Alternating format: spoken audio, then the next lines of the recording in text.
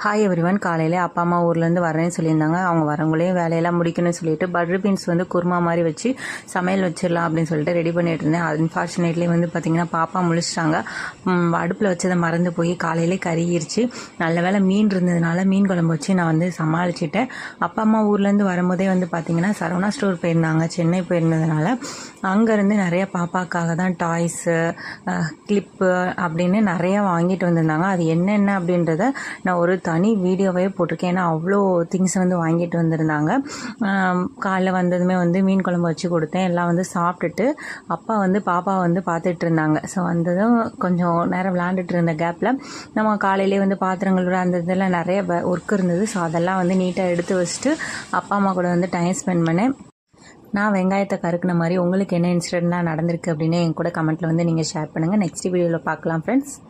நன்றி, வணக்கம்.